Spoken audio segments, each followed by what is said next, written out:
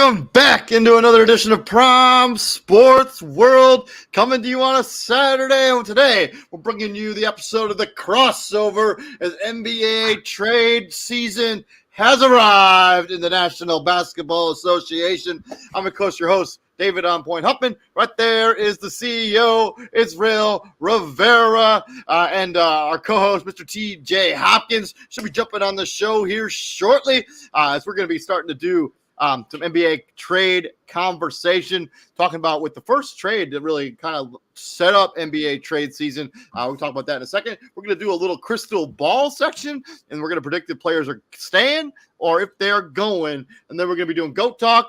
Thank you very much for checking us out here at Prime Sports World. Please like, share, and subscribe. Happy Saturday, Izzy. What's up, brother? How's it going, man? Oh, there's Mr. TJ Hopkins. Welcome to the show, brother. Your timing couldn't be better. You know why I'm glad TJ hopped on the show? Not because I miss him and I miss his expertise, but because I want to really finish this cookie. So let me get off. Hey, tomorrow, when the Packers season gets ended by Justin Fields and the Chicago Bears, you can eat that cookie. I got a big bag of holiday cookies still left, right? You know. So TJ, happy Saturday, man. What's up? How are you guys all doing? I'm good. Until I found out a couple days ago that my gym was closing, or like abruptly, just out of nowhere. Hey, you go to the Charter Fitness right there in Sycamore, right? Yeah, they closed it. They closing it? Oh God! Holy smokes! Well, you're gonna have to go to Planet Fitness or go back to the I refuse to go to Planet Fitness. Go to the NIU Rec, man. Go to the NIU Rec. Go to the NIU or find a Y. I love the Y that I go to. I probably end up going back to NIU's Rec. They have a good rec. It is phenomenal. Let's swing right into NBA trade season. This is underway. Technically the second trade, but the first trade we're going to talk about here on the show. The Knicks, they get OG Anunoby with no guarantee that he's going to re-sign with this team in the offseason. They also get Precious Achiuwa. They give him some backcourt or front court depth. And then Malachi Flynn is just a filler money guy, but it does give him some depth at the guard positions, forward position. The Raptors get R.J. Barrett, who's still under contract for 4 more seasons after this. Emmanuel Quickley, who was the runner-up for the Sixth Man of the Year last year, and a 2024 second-round pick. What's your guys' thoughts on this deal? And then we'll talk about grades for each side and the futures for both of these two teams. Well, one, I think this should show all fans that, hey, just because you was a lottery pick means absolutely nothing. You can get moved. If you are not living up to the potential that we saw in you, you will get gone. Like, there were Knicks fans literally pining for RJ Barrett to like either get moved to the bench or whatever because he just wasn't producing the way they envisioned or he thought he should have. And we all know, we saw Tibbs here for 5 years. We know the temperament it takes to play for Thibodeau. If you ain't gonna be consistent offensively, damn it, you better be bringing it on the other end. You can't be a turnstile on defense with Tom Thibodeau. You just the two don't equal up. The two don't the two don't go hand in hand. I like that you brought up about the fact about like how he's a lottery pick, how RJ Barrett is a lottery pick, and this is like, you know, something that fans, you know, just because you're a lottery pick doesn't mean you get moved. That's for sure, for damn sure, because you know there's spots where RJ Barrett was great, right, in some games, but he's just inconsistent, you know. And they paid him. I mean, they did pay him, but it's still going to be a considerably less contract than whatever OG Anunoby is going to get this offseason. Because he's getting paid. He's getting paid $23 million this year. He's under contract for the next 3 seasons on a fairly team-friendly deal for the Toronto Raptors. You know, maybe he's just a guy who needs to change the scenery. Maybe New York just was the lights were too bright for RJ Barrett. He goes to a Toronto scenario where they kind of have him and Scotty Barnes should be a really nice pairing. I don't think that's better. I don't think that's better. It's not better. I'm gonna be real with you. So last night they were playing Sacramento. They came back down from 18, and that was because of Emmanuel Quickley. They got Dennis Schroeder there. They're playing Quickley with Dennis Schroeder at the same time, and you're playing Jacopoto at the 5 or Chris Boucher at the 5, and then you got Pascal Siakam and you got Scotty Barnes at the. So in crunch time, you won't probably see a lot of R.J. Barrett at times in Toronto. Manu quickly is going to need a new contract. He's on an expiring deal. He's making $4.1 million. He's a restricted free agent. So they can hold the bird rights on him and match any contract that he gets. I'm not sure what the market is for like Emmanuel quickly right now, but I actually think that this is an excellent trade for both teams. I think for the Knicks, it's an excellent trade for Emmanuel quickly because he can actually, crack a rotation. He's actually gonna get some tick, like some legit tick. Yeah. But I think when you're talking about winners, I think the Raptors, I think this symbolizes the beginning of an end of this era of Toronto Raptors basketball. I think we're going to talk about Pascal Siakam here within a few minutes here, but I think you expect to be Pascal Siakam's going to be on the move because I think the era of the Raptors where they're going to be comfortable with losing guys for nothing, what happened with Fred VanVleet, what happened with Kawhi Leonard, even though they did win a title with Kawhi Leonard, Kyle Lowry, they left him hanging dry. Didn't get anything from him when he walked away. I think they realize, hey, that like if we want to continue building roster, we need to be willing to move players before they leave us. And they got some good value. I like RJ Barrett. I think he still has potential. I think there's still an upside there. Absolutely. I think the faster you move on from Pascal Siakam, because him and Scotty Barnes pretty much do the same thing. Yeah, him and Scotty Barnes do the same thing, except Scotty can actually extend his range out to the 3-point line consistently, as opposed to Pascal Siakam. Both of them do the same damn thing. They play in the post, they play in the mid range. Then you got a guard like RJ Barrett, so he's kind of like thrown in that cog of those three guys. But I do like this deal for going back to what you said, David. I do like this deal for both teams. Precious Achiuwa is already playing. You only have Isaiah Hartenstein because what's his name? Robinson is injured for the season. So Hartenstein was pretty much mainly your main 5 there. So now Precious Achiuwa comes off the bench for you. OG Anunoby's the prototypical Tom Thibodeau wing. He's a guy that's unselfish. He's not going to show you much emotion. He's just dead faced. Even if he makes a good play, he's dead faced.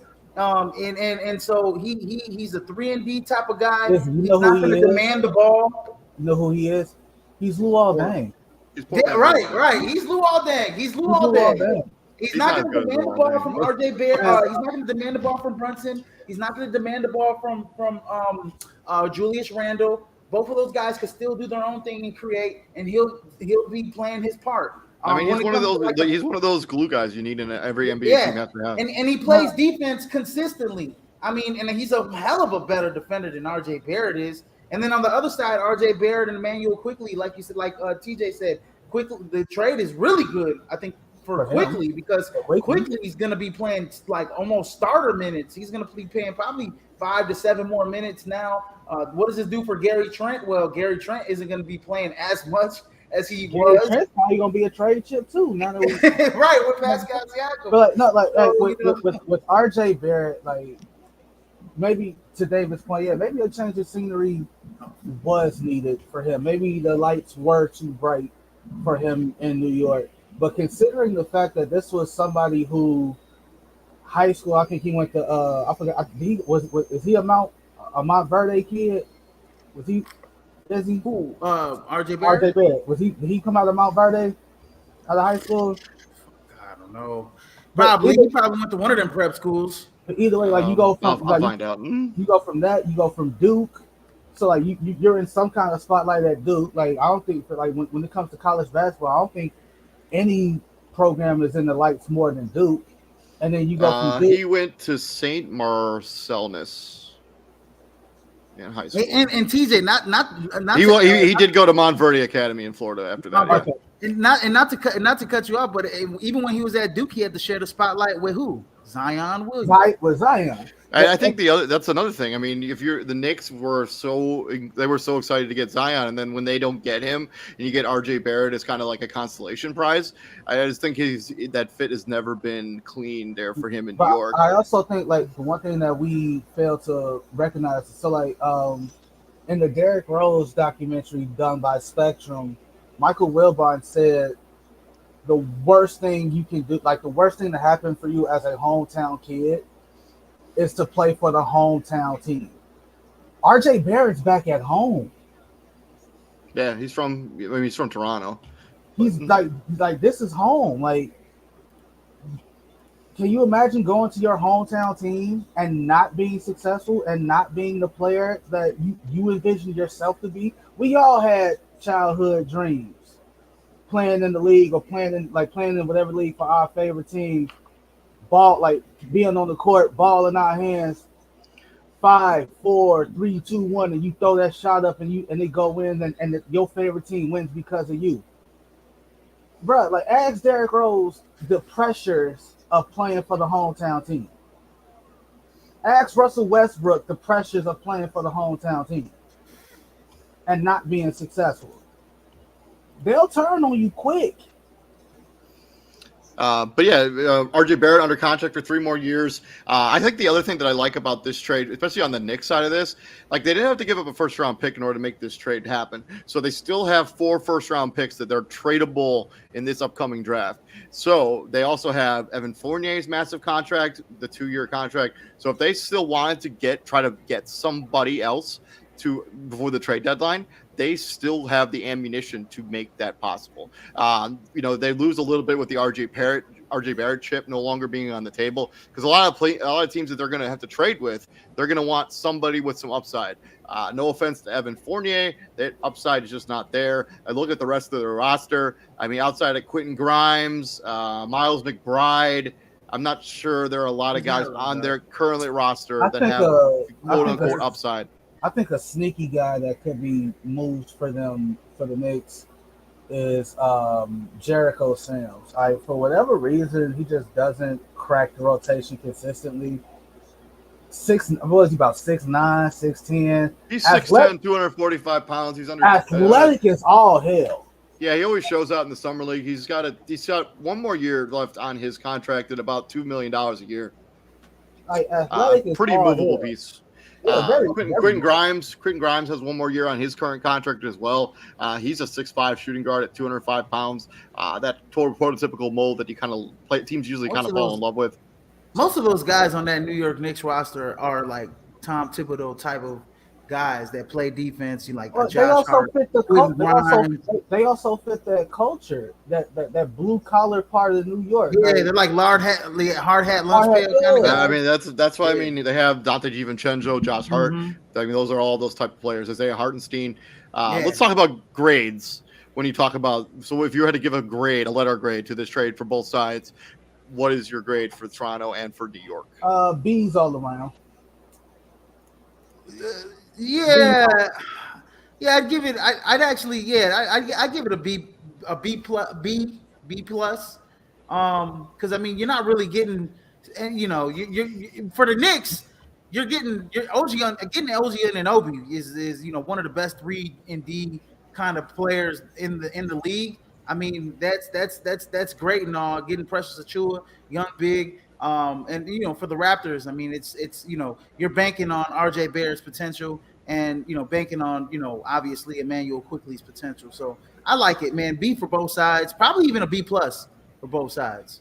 I'm going to go B plus Raptors. I'm going to go B for the Knicks. I think the uncertainty of the OG Anunoby free agency this upcoming offseason still kind of lowers my grade on them a little bit. And I'm not sure what his value, I'm not sure what you pay an OG Anunoby. I don't think he's a max guy, but he's probably going to get the max. And is he gonna be worth a max contract? When you say that, what's as close to the max do you think OG Anunoby can get?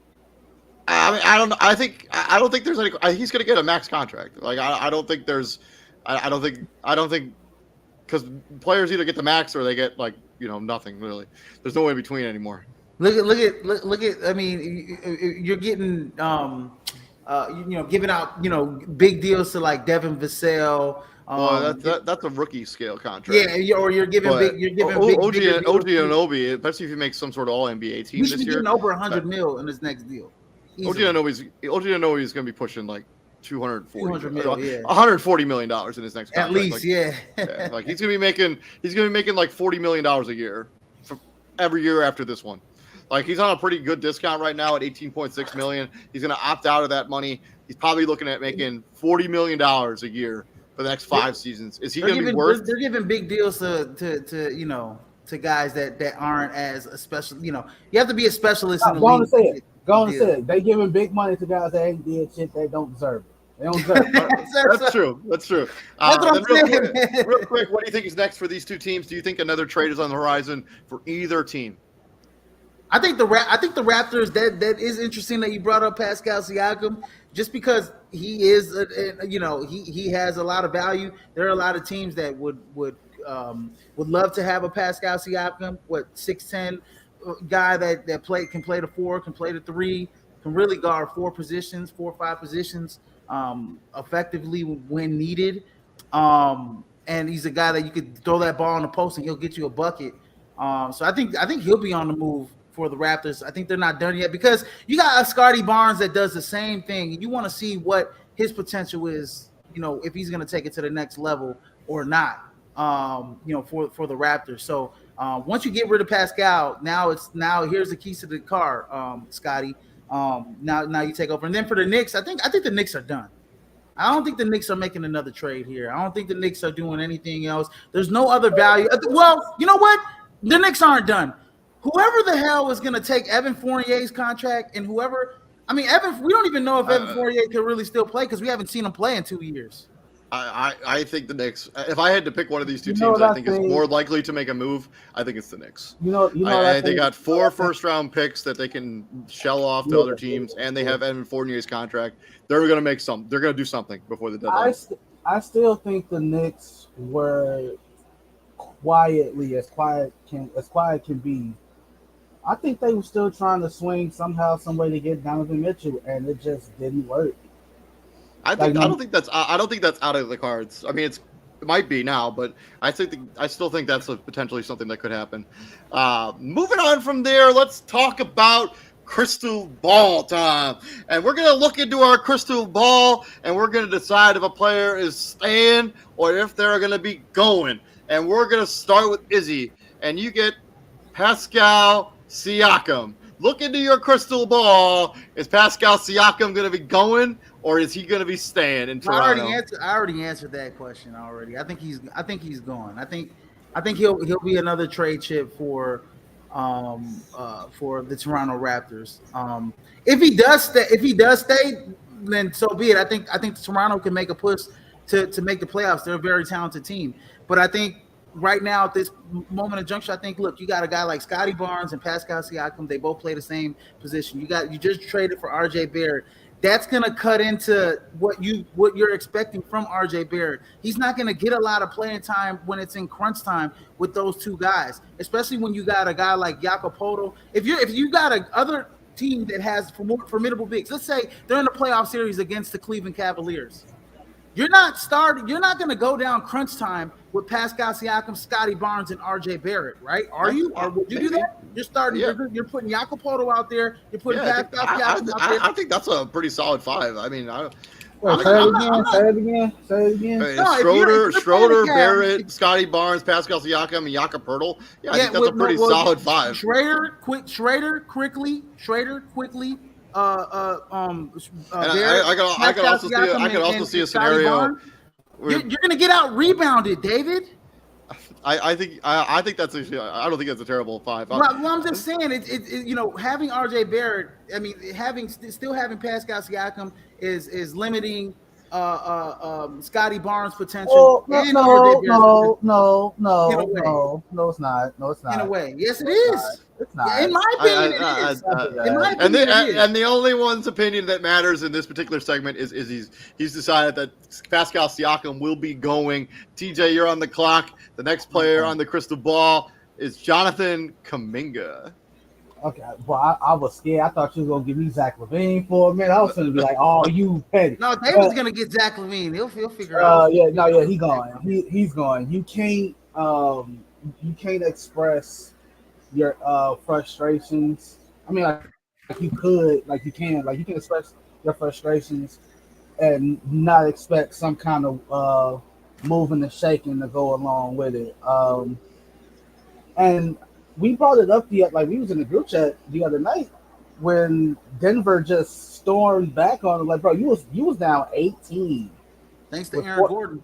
with 4 minutes to go, and this kid had, what was it, 16 points, and he didn't play down, like he didn't play the final six, he didn't play down the stretch.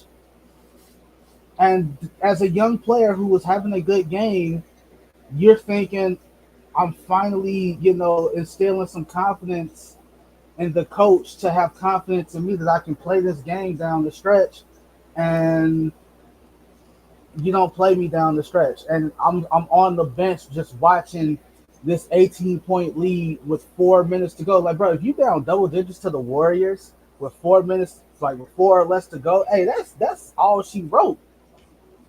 That's warm the buses, that's GG's, that's, see you down the road. He sat there and he watched that lead get walked down to the point where Jokic got a ball and shot that and shot a 38-footer. Hey, you know what?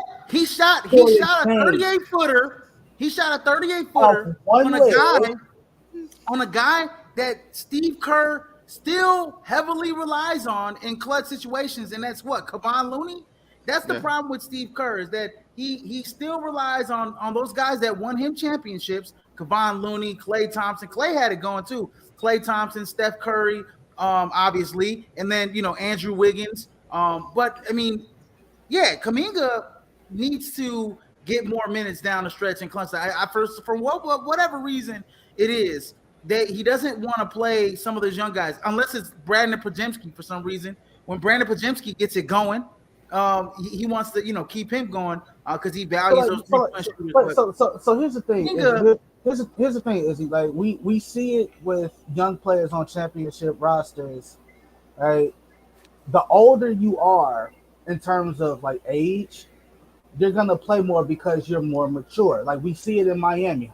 Jaquez was a 4-year guy, right? So while he's a rookie, he's more physically and mentally mature than some of his other counterparts. Podziemski is a 4-year guy. No, he's 20 years old. He's still, Podziemski's a 3-4 year 3-year guy. No, he's 20 years old. He played. He was at U of I. What? I think he was 20 years old. David, he was at U of I for 2 years. Then he transferred to Santa Clara. He's 20, unless this NBA trade machine just has it wrong, which I highly doubt. David, he sat the bench at U of I for 2 years and wasn't playing. Or was barely playing. How if I can spell? 2 years. Yeah, no, he was at U of I for 1 year. Then he went to Santa Clara for the next year, and then he went to the NBA. So he's a 2-year guy. 2-year guy. But either way, he's 20. He turns 21 in February. He ain't 18. He ain't 19. He's not a kid. At least, he's still old. He's still younger than Jonathan Kuminga and Moses Moody. I get your. Why don't they? Why don't they play? I don't know. I cannot answer that question. I mean, maybe because they don't have the depth at guard. Kuminga plays. Kuminga plays. It's just I don't for some odd reason. It's not consistent. Andrew Wiggins is getting the Warriors season is it needs to be rescued, and they need to do something. Well, they got moving on. What's his name? Just broke his hand, so. Yeah. Oh, now you're really gonna see Brandon Podziemski now.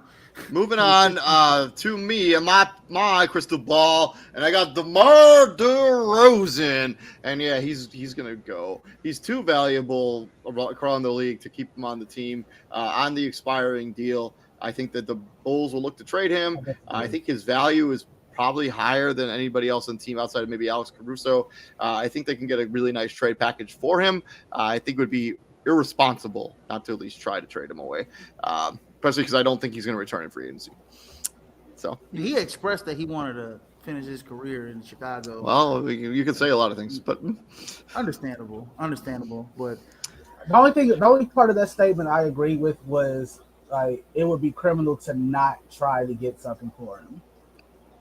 They're playing the best basketball right now with DeMar DeRozan That's the and like Kobe. no, like as a GM, like as a front office, you would be like that would be team malpractice to I'm not not. try.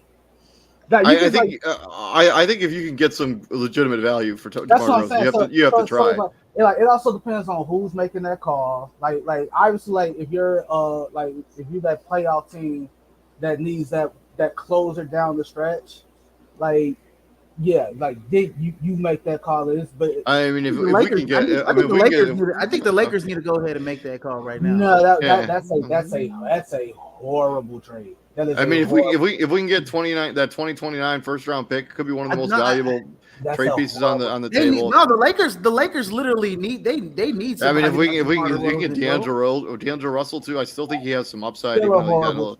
No, because like I, that's a horrible trade because it's like you're asking a guy like like we see the type of player that DeMar DeRozan is, right? Like grand scheme hindsight 2020, maybe like yeah, the Lakers do need a DeMar DeRozan because why that takes the ball out of LeBron's hands and it gives another play. It gives them another go to like a bucket getter.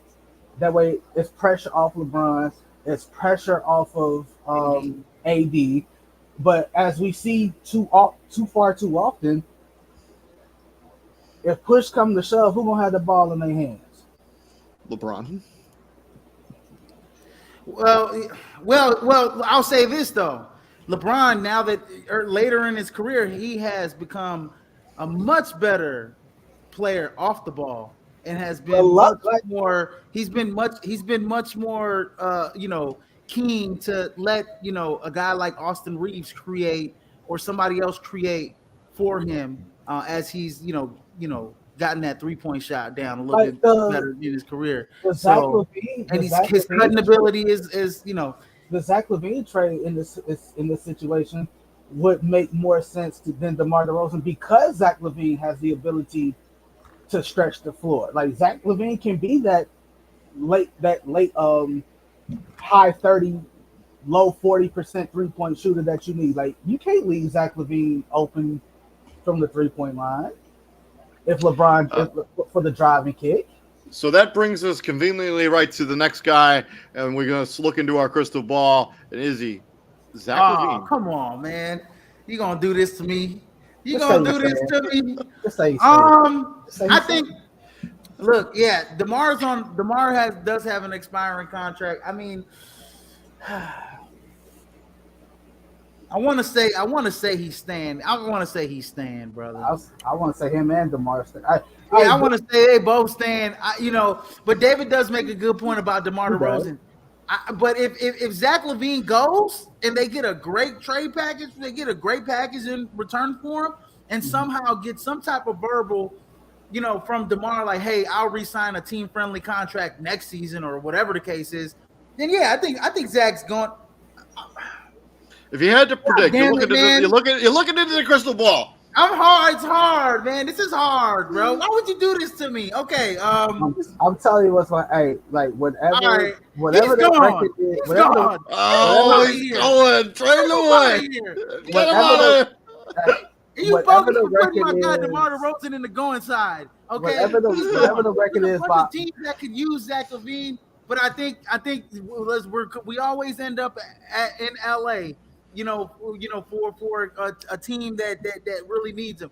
Also, I mean, I would love like a team Sacramento to maybe let's cook up a trade package to get Zach LaVine. Give me Davion Mitchell.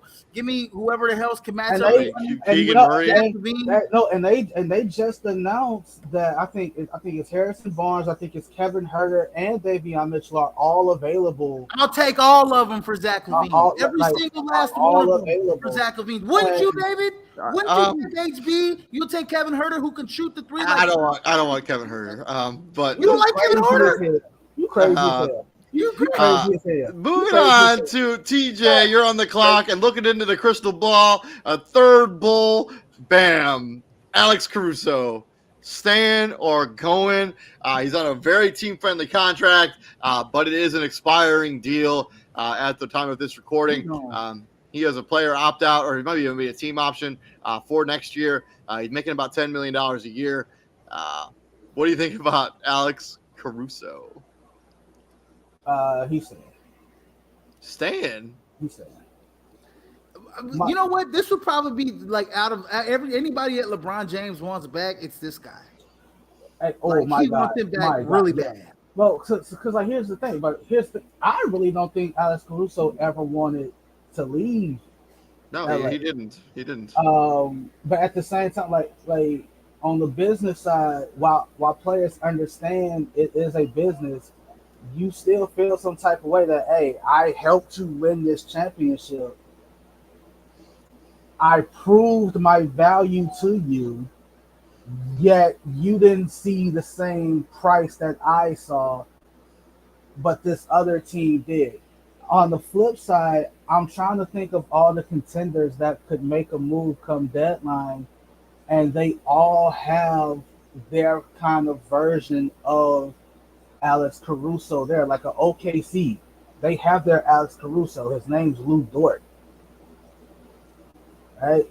Minnesota has I got to look at their roster. I'm pretty sure Minnesota Denver could use a guy like Alex Caruso. I think they have their Alex Caruso. They have their Alex Caruso. They have a couple Alex Caruso. They have they got two Phoenix Suns could use an Alex Caruso. I mean, you can always use another scrappy defender that can. But Phoenix, see, first off, we got Phoenix in my eyes right now currently constructed. Phoenix is not a contender. I don't like. Hell no. Phoenix is not a contender. They also have absolutely nothing that I want. Well, you know what? To be fair, if we don't know what the hell Phoenix is because we haven't seen all three of those guys stay healthy for a considerable amount of games. That's also why they're not a contender. Like I don't know and there you go. That you're totally right, but we also haven't seen them for a considerable amount of games. Moving and swinging into the crystal ball. My turn. I got Jordan Poole in the crystal ball. I think he's staying. He has zero value across the league. I'm not sure what they'd even get if they tried to trade him. Also, I used this list from, let's see, hold on. This is from USA Today. They put the top 16 trade targets that could get moved before the deadline. Jordan Poole happened to be on this list, but yeah, he's not. Okay, I'm still waiting for Jordan Poole to turn into the Jordan Poole from Golden State. He has been utterly terrible. If there's a guy on this list that has decreased their trading value, it's Jordan Poole. They decreased their trading value the most. You want to know why? You want to know why he's not turning into Golden State Jordan Poole? Because he don't got Steph Curry. He has to do it all now. It's real easy to get your 25 to 30 when everybody else worrying about Steph Curry going for 50. And when you look at that contract, I mean, who wants to trade for that albatross of a contract? I mean, he's getting paid about $30 million a year. Hindsight's 2020, right? Do the Warriors wish they had Jordan Poole now? Yeah, absolutely. Yeah, they can lie and say no, we don't. But they missed him. Like Chris Paul, like it was eventually going to happen, right? Some kind of injury to Chris Paul was going to come because like it's death taxes and Chris Paul getting hurt. Like that's. Moving on from Jordan Poole, you're on the clock looking into the crystal ball. We got Malcolm Brogdon, who's currently playing for the Portland Trail Blazers. Was part of the Drew Holiday trade. Now he's definitely got to go. He's going. He's definitely got to go. So he's got 2 years left on his contract. I'm not even sure. Like the reason why he's got to go is because you have Anthony Simons there, you have Scoot Henderson, and then when you throw in Malcolm Brogdon coming off the bench, he's coming off the bench, but he's playing starter minutes. So down the stretch, you'll have Anthony Simons and Malcolm Brogdon playing instead of Scoot Henderson, who, by the way, Scoot, towards the end of December, has looked like a top 3 pick, right, TJ? He's looked pretty damn good. He's had some pretty damn good games towards the end of December, right? But here we go. As soon as Anthony Simons comes back off of injury, what happens? Scoot doesn't get those minutes down the stretch. Who gets those minutes? Malcolm Brogdon. Malcolm Brogdon gets those minutes. So I think essential for the Portland Trail Blazers moving forward, if they want to know what the hell, if they want to maximize the potential of their two young guards or two, if they think that it's going to be also, we're not even talking about, I didn't even mention Shaden Sharp because he takes some of those possessions away from Scoot Henderson as well. So you got three guys: Anthony Simons, Scoot Henderson, Shaden Sharp. Malcolm Brogdon's got to go, and he can contribute to a championship team this season. Like Malcolm Brogdon's a guy that can give you 15 to 17. Sometimes if he's playing extended minutes, can get you a dub plus a game. I agree with you on that. Moving on from Malcolm Brogdon, TJ on the clock, looking into the crystal ball. Scary Terry of the Charlotte Hornets. He's been killing it this year. Oh. Scary Terry of the Charlotte Hornets. Let me take a look at his current contract situation. He is on the final, or he's got 2 years left of a mini extension, making about $23 million a year. He has a player option for that third season. I don't like you right now. Scary Terry. He has been killing it. He is the only reason why the Hornets even remain in basketball games sometimes. I don't like you right now, David. I really Look into the crystal ball, TJ. He's got 3 years left on his deal. This is a hard one, TJ. I ain't gonna lie, cause man, ain't it hard? Like this the hardest one out of all the ones why you give me the hard one? Why you give me? I'm just going through the list. I had him in the list. Okay. Let me look at the situation from the top down. Okay, so Terry Rozier can literally he can literally play on any and every team. Why? Because of his ability to get high, right? The issue that with Terry Rozier right now is people forget Boston Terry Rozier. Boston Terry Rozier was a problem because Boston was in the playoff picture for most of his tenure there. He goes to a place like Charlotte, who is not even by Christmas. They out of the picture. Well, they did make the play-in 2 years in a row, I think. And got blasted by 30.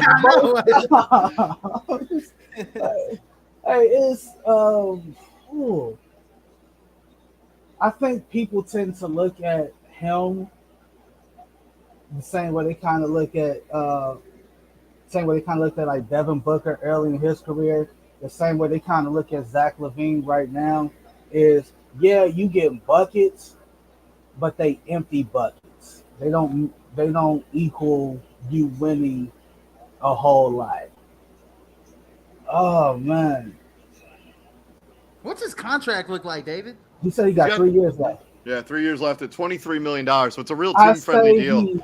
I say he stays mostly because I just don't think teams are going to call Charlotte for Terry Rose. I just don't think teams are going to call Charlotte at all for any of their guys. I just don't see it.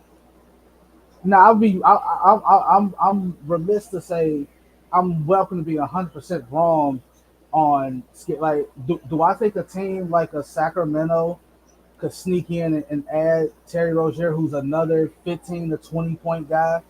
Can you imagine a lineup with can you imagine De'Aaron Fox, Malik Monk, and Terry Rozier coming at you? Like you got three dudes that can go off for 20 and that's 60 points right there.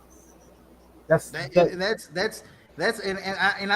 think Terry would Terry would come off the bench. I don't know if he'd come off the bench. I think he'd start. I think he'd come off. I think he'd come off the bench in that situation. You think he'll come off the bench with Malik? I think he. Yeah, I don't know. I think disgusting if him and Malik off the bench. Oh my gosh. To mine, the next guy on the crystal ball is Tobias Harris.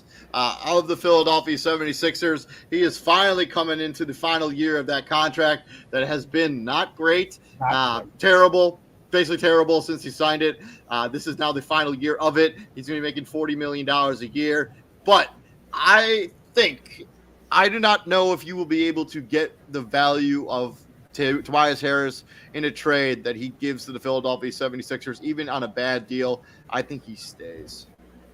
I agree with you, David. I mean, and not only because of the money part, but just because of the fact of look at where Philly's at in the standings right now. Philly's a top 4 team. top 3 team Top in Yeah, the East right now. they're the 3 seed in the Eastern Conference right now. There's nobody else that's gonna replace Tobias Harris. I mean, you could look at a Kelly Oubre.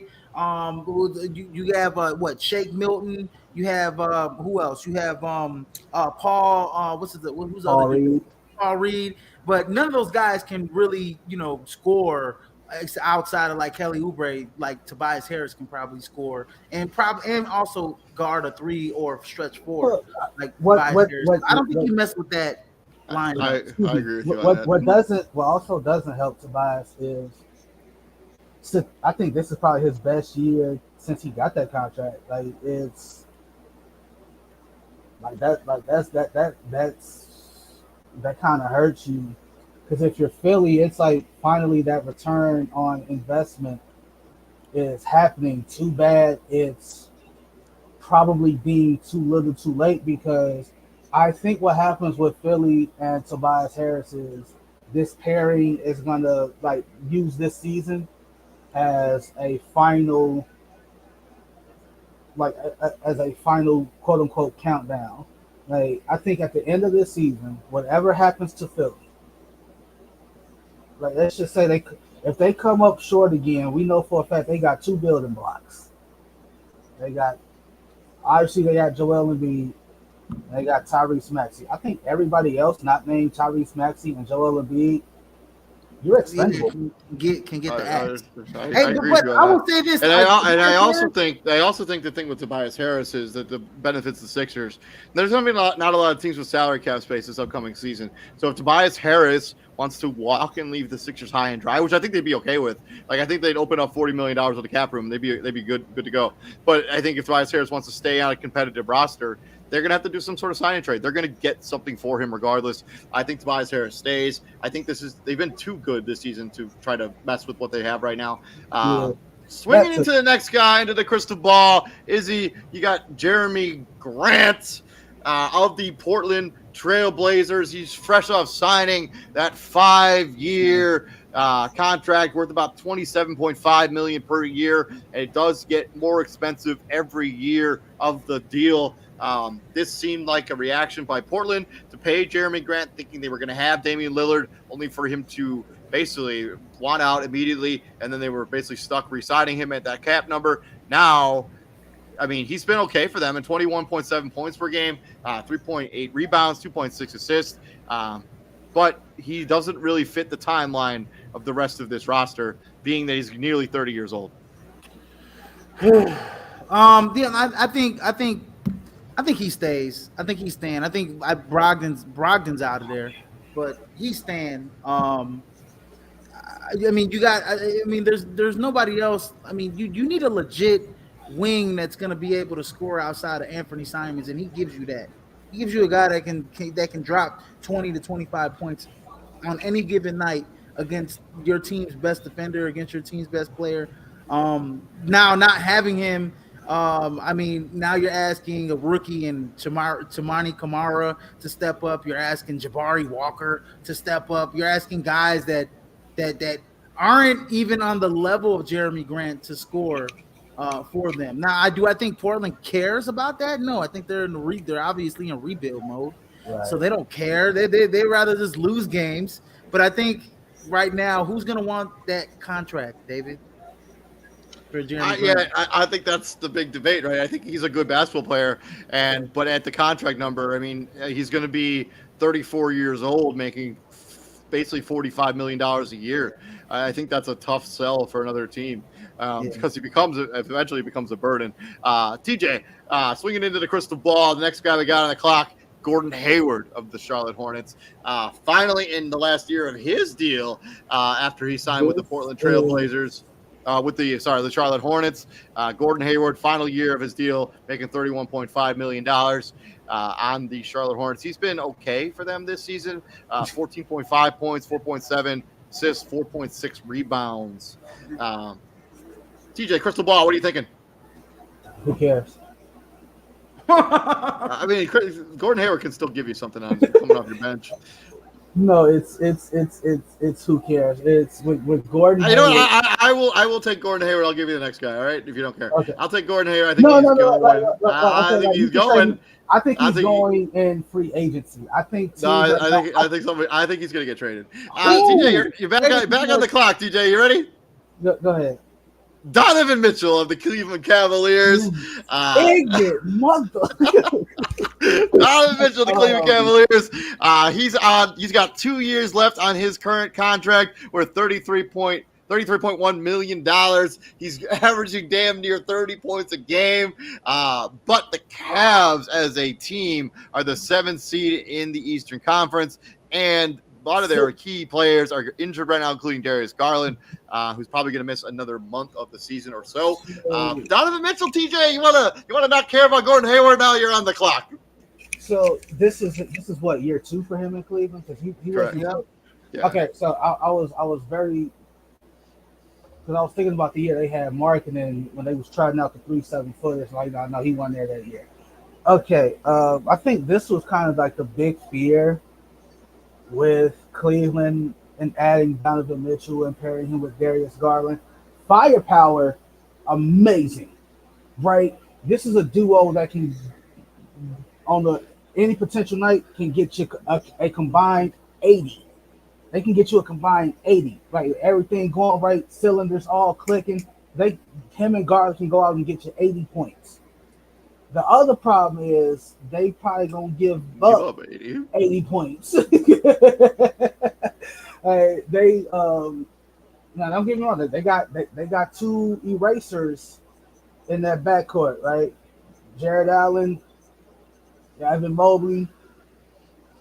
They can clean up a lot of their defensive shortcomings, because if you get past them, that means you're going up against one of them. I think Cleveland, because of what they gave up to get Donovan Mitchell, that limits where you can send Donovan Mitchell if you want to trade him. Like you said, like when it comes down to you got what, two teams maybe with the draft capital and the personnel that you can poach. I mean, if you're calling over to the New Orleans Pelicans, All right, okay, I mean, three the teams. conversation, the first conversation begins and ends at Zion. I mean, if you're New Orleans, as much as you've like hunkered man, Donovan Mitchell would be nasty in New Orleans if but him and BI with. But as much as you've hunkered down and become more serious and more strict with Zion, you still you still don't want to give that up. That's 26-9. Yeah. That you're just saying, forget about it. Like, no, like even with the issues that Zion has, you still want to pair Zion and Brandon Ingram and CJ McCollum, somehow trying to keep those 3 and add a Donovan Mitchell to the equation. It's not like they don't have other young assets on there. They have Trey Murphy, they have Herb Jones, they have Kira Lewis. So they have a treasure trove of first-round picks. So that's the thing. So it's like, how much do you value the defensive player that is Herb Jones and Trey Murphy? How much do you value the pest? They also have Dyson Daniels, Daniels, and Jose Alvarado. Yeah. So I think with the Knicks trading away Emmanuel quickly, they are out of this equation. Like because they traded away the one piece I would want. If I'm Cleveland, if you want Donovan Mitchell, goddamn it, I want Emmanuel quickly and some stuff like OKC, right? I think if OKC's young, all their pieces are growing, but you can still see like they're that one quote unquote veteran guy away from being a tough first round matchup to, hey, maybe we can get to the second round, and if we get a favorable matchup, we can get to the Western Conference Finals, so on and so forth. Because of what are you saying? Because of their limited options and what they gave up to get him, I think he's staying. I don't think Donovan Mitchell's going anywhere. The other thing about Donovan Mitchell is they don't necessarily have to trade him this offseason. They don't have to. He's got at least 2. He's got at least next year to play for this team, no matter what. I mean, you could look at his trade value might be higher now as opposed to trying to trade him next trade deadline or even in the offseason. But I think that you don't necessarily need to move him at this very second. And also trading them to any of those teams that you mentioned messes up whatever they got going. OKC is the number 2 team in the West. You're talking about a considerable amount probably coming back for him. You're talking about maybe losing a guy like Josh Giddey and losing some pieces off that bench for Donovan Mitchell. I mean, yeah, for sure. Izzy, on into the crystal ball. The next guy on the clock, Kyle Kuzma, who's fresh off signing his new contract with the Washington Wizards. Obviously, their season has not gone well. He's on the 4 years, $25.5 million per year. The salary does increase every single year of the contract. So he's got 3 years left after this one. Izzy. Man, he's been their most consistent player all season. Oh man, he signed that brand new deal with him too. Oh man. I'm thinking, you know what? I'm going to say he stays. I'm going to say he stays in Washington. They're going to figure out what to do with Jordan Poole and him. You know, I think there might be other players that might go though, like a Corey Kispert, like a maybe Denny Avija. You know, maybe some of those guys signed a new contract too. Yeah. So I mean, maybe some of those other guys will get traded, but I'm not trading Jordan Poole. I mean, even what Tyus Jones is a free agent this offseason as well. So I mean, I think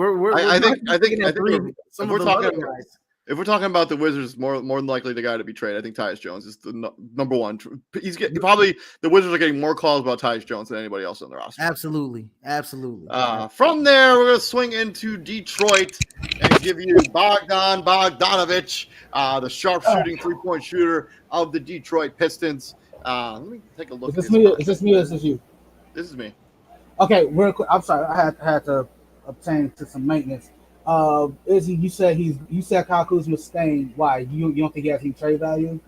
Well, no. Just between, he's their most consistent player. He just signed a long-term deal with them, and I think there's other guys on that team that can be traded. Like we just talked about Tyus Jones, who's going to be an unrestricted free agent next year. He should probably get traded. Denny Avija should get traded. Corey Kispert should be traded. But I'm not trading Jordan Poole and Kyle Kuzma because, one, we haven't seen the full potential of what those two guys could be. We're looking at Kyle Kuzma. He's upped his scoring load this year.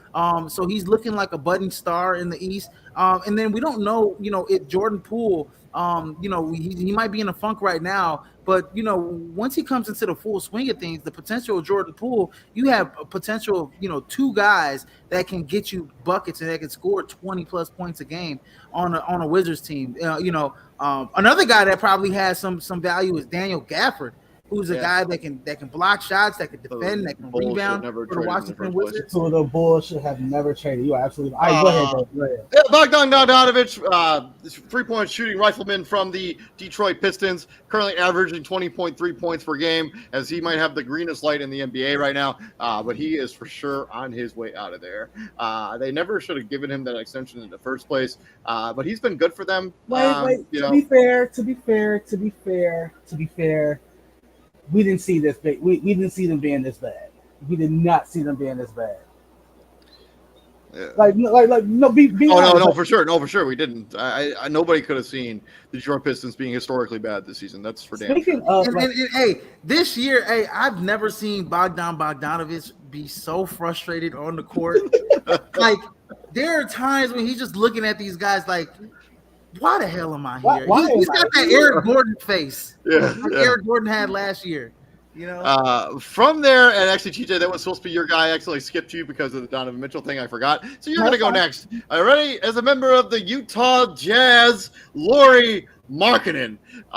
Do you think he is on staying or going? Look into your crystal ball, Mr. Hopkins. I think this is the wrong Utah Jazz to be asking that question about. Okay. I think he's staying. But I think the guy that should be asked if he's staying or going is Jordan Clarkson. Yeah, I was just about to say that. I mean, but I think the thing is they just extended Jordan Clarkson, which makes his contract not as ideal. True. Or we should be talking about Colin Sexton. Like one of them to I think Lowry's staying right where he's at. I think Lowry has he's found a home in Utah. He's staying. And He's unless oh my bad. And unless they get blown away with some sort of offer, yeah, I agree with you. I don't think Lauri Markkanen is going to be on the move. What about a guy like THT? Maybe possibly for them being on the move. I'm not sure what his value. I'm not sure what his value is. To the final guy on the list, and Izzy, you're on the clock with the final crystal ball. We're going to swing into Atlanta, and it's DeJounte Murray of the Atlanta Hawks. He's fresh off signing a brand new 4-year extension. No, he signed it in the offseason. Yeah, so now there's a lot of conversations about potentially him being the guy they're going to ship out of there. As the Atlanta Hawks are all sorts of a mess. He's currently averaging 20 points per game, 4 rebounds, 5 assists. He's got 4 years left, and he's got a massive. His contract's going to get huge. Move him over there, David. Just move him over there. DeJounte Murray is going. I'm gonna tell you. It just hasn't worked between him and Trae Young. Bojan Bogdanovic, right? I think that's his damn name. Yeah. Bojan Bogdanovic can easily come off the bench and give you 15 to 20 points, while Trae Young's still gonna give you 35. DeJounte Murray, and then also, I mean, the emergence of like Jalen Johnson, is something to say. I just think DeJounte Murray just doesn't fit well in Atlanta. Trae Young's always going to get that ball when it's crunch time. He's always going to throw up those 35-foot threes, and it just the team just doesn't. They just don't mesh. They just don't mesh well. They play virtually the same position. They play the same position. There's no reason to have DeJounte Murray. I always never thought that DeJounte Murray was more of an off-ball guard than a guy that needs the ball in his hands. And him being an off-ball guard, having to transition that way to playing with Atlanta has really, hindered him. Now, I know he's scoring a little bit more than he was, last season. I think last season, what was he averaging in the teens, 17, 18? Now he's averaging 20. He's had some really he had a really great December, I think. DeJounte Murray's gone. I don't know where to, though. I mean, who's going to take his contract? I think you also have to factor in the fact that they traded away. They pushed all their chips into the middle in order to get DeJounte Murray. So in order for them to justify trading him now, they have to get a considerable haul back for him. I agree with you. I think he's going to go too. I think he's going to be the when we talk about big names getting moved this trade season. I think DeJounte Murray is going to be the biggest name to be moved when it's all said and done. But yeah, so that's been our staying and going, looking into the crystal ball. These are the guys that we think are staying. These are the guys we think are going. Let us know down in the comment section how you think we did. We got some of these wrong. Swinging into the final segment of the show, a staple here at the crossover, and I'll let TJ Hopkins have the floor as we swing into GOAT Talk. Once again, the rules to GOAT Talk. It highlights players that didn't get talked about enough during their careers. This will never be a Jordan LeBron debate, Kobe LeBron, Jordan and Kobe, because those players are just talked about ad nauseum, and I'm sick of it. Like I just can't iterate how tired of that conversation I am. Like it's every day. It's every day. Like it's not even fun anymore. Anyway, let's get into it. Player one was a first-round draft pick, first overall, actually, and this might be a dead giveaway because Izzy might know this dude. First overall draft pick in 1981. First overall pick. Played from 81 to 94. Played for the Clippers, the Mavericks, and the Pistons. Two-time champion. 3-time All-Star. And he has a bunch of college awards. You said 1981? Joe Dumars? No. It is not Joe Dumars. Good guess, though, but it's not Joe Dumars. You say he plays for the Clippers? What college did he go to? Dead giveaway. I can't do that. First over, he's the First first overall pick in 1981. Yeah, First overall pick in 1981. that's a dead giveaway. Izzy, I can't do it. But numbers. 'Position he 18,458. played. He was a two-way. He was a guard forward. Guard forward. You said you said Pistons, Clippers. Mavericks, Clippers, Mhm. in no particular order. So was he drafted by the Clippers? No, he couldn't. No. I don't. There's no particular order. He was drafted Okay. first overall, 1991. Oh, so you can't tell us what team he got drafted first overall? Mavericks. He was drafted first overall by the Mavericks? Mavericks. Oh, Clippers, Magic. I can't tell you what college. Yeah, 'cause you that's never dead said giveaway. Magic. Mavericks, Clippers, Pistons. All right, let me get his career points. 18,458. That's 20 on the dot. 20 points a game. Literally. 4,578 rebounds. That's 5 a game on the dot. And 2,871 assists. That's 3 Oh, points. this Dennis, this ain't D3. This ain't Dennis Scott, is it? It's not No, Dennis Scott. he No. can't Not be Dennis Scott. No, hell Dennis no. Scott didn't play. He wasn't drafted at 81. Yeah, I know. That's what I was thinking. I'm like, hold on, no, it ain't D3. Damn it, son. I don't have a clue who this is. I guess Because Right. college, so, okay. so the only team he must have been on those bad boy Pistons teams. That's the only place he could have won a ring. Drafted by the Mavericks, though. He went to DePaul, Izzy. He went to DePaul. When DePaul was DePaul. Oh, god damn. He just got Chicago. he just got his number retired. A Chicago legend. It's went to Mark Westing. McGuire. He went to Westinghouse. Mark McGuire. Player one is Mark McGuire. See, there I Mark couldn't say McGuire. that. Yeah. Oh my god. Because if you would have said the ball, bro, I would have already knew it. The ball, number 1 overall pick. The only Mark McGuire I've ever heard of is the one that played baseball. No, it's Mark It's Mark McGuire. McGuire. Oh, Mark McGuire. Yeah. All right. And Mark and Mark McGuire was he was a handful. This was 6'6", 230. He played for those. He played for those good ass DePaul teams too that had deep tournament runs. So yeah, Coach Ray Meyer, man, shout out. He was a legend. He came into the league basically his rookie year, 19, 24, 30. He the reason why DePaul is still relevant in a way. Why they still talk about DePaul is because they always still revert to Mark McGuire. Nobody else did anything since Mark McGuire, left DePaul pretty much. So just to name some of his college accolades, he was a college player of the year in 80, Adolph Rupp Trophy winner, USBWA player of the year, AP player of the year, UPI player of the year, 2-time consensus All-American. Izzy just brought up his number just got retired. Mr. Basketball USA in 1978, Parade All-American in 78, and McDonald's All-American in 78. Mark McGuire was a bucket. Who is player 2? Player two was a first-round draft pick, 5th overall in 1988 out of Kansas State. Played from 88 to 2002. Teams in no particular order: Kings, Wizards, Lakers, Warriors. 1-time champ, 6-time All-Star, 3-time All-NBA second team, 2-time All-NBA third team. Was Rookie of the Year in '89. Is this Bobby Jackson? It is not Bobby Jackson. No, it can't You be. are disrespectful.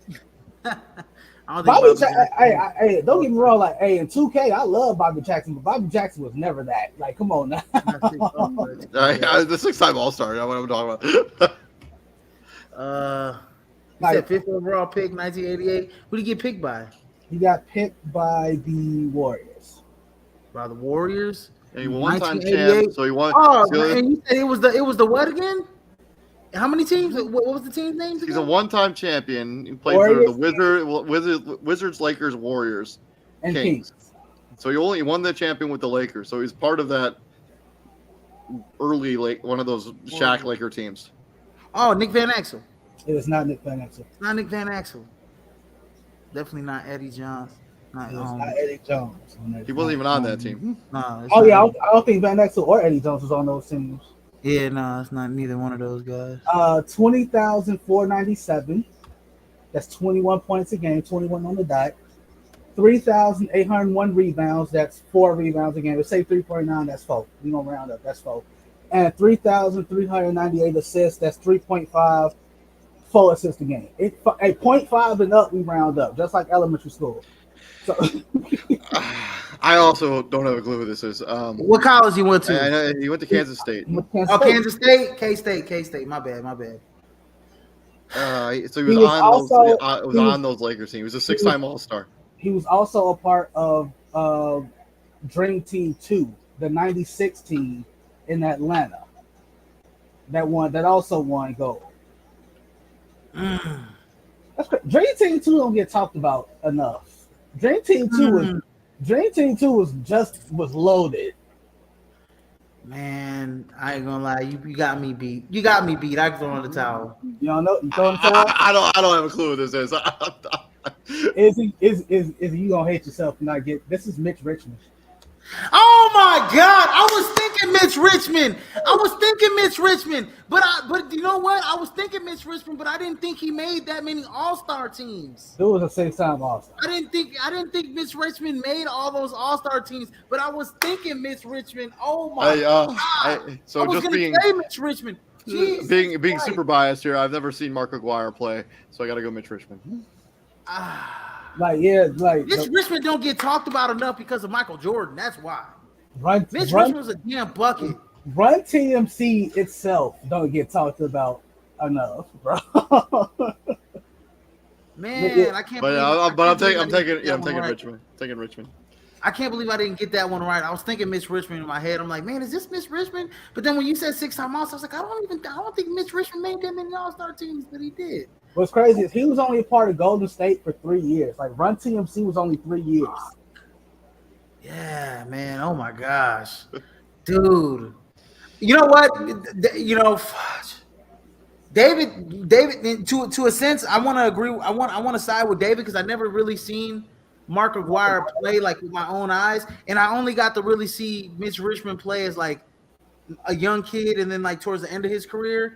But just knowing the stories that they talk about with Mark Aguirre at Westinghouse and the what he did at DePaul and what he did at the NBA level, I'm actually gonna go with Mark Aguirre just because, man, he's such not just that Westinghouse. He went to Austin too. Yeah, he's a legend, man. He's a Chicago legend. He's a college basketball, one of the best college basketball players to ever play the game. And he's the NBA champion, and he's an NBA Hall of Famer.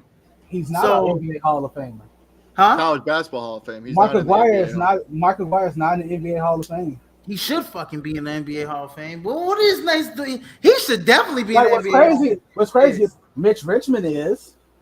Yeah, Mark Aguirre should definitely be in the NBA Hall of Fame. So like that this poses the question of because like you said, like Mark Aguirre has the numbers to get in. Like he's a 2. The problem is, you know what the problem is with that is that every year you're getting better and better players that beat out his numbers, right, David? So every year you're going to get better and better players that are eligible to be on the ballot, and Mark Aguirre just keeps dwindling down. It's the Ron Santo theory, right? Ron Santo should have went in a long time ago in Baseball Hall of Fame, but every year you kept getting third basemen and shortstops that were better and better and better hitters and better Gold Glovers and better and it was all until finally, once he died, then they put in Ron Santo. So I think it's going to be one of the things Mark Aguirre going to be in the Hall of Fame once he passes away or whatever the case is. Yeah, it'll be a sad day. So I think about this. Like to make Mark Aguirre's argument just a tad bit better. From his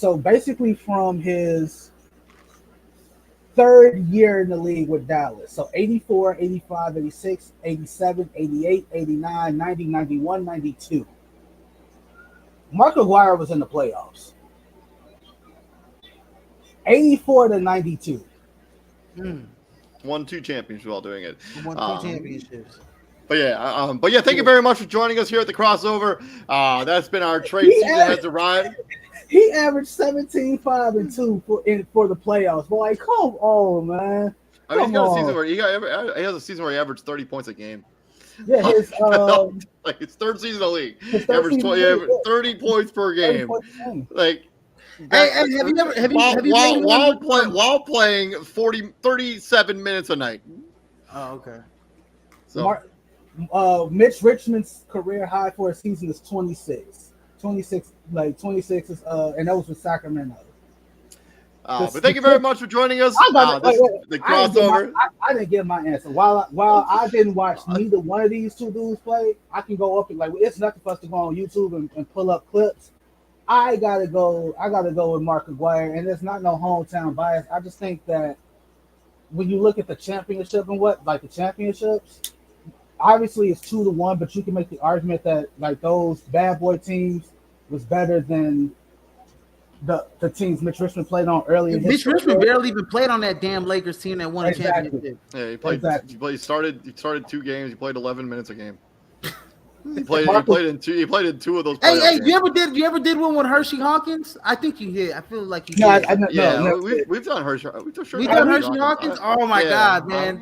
That sounds like a date. That sounds like a David movie. That sounds like 100%.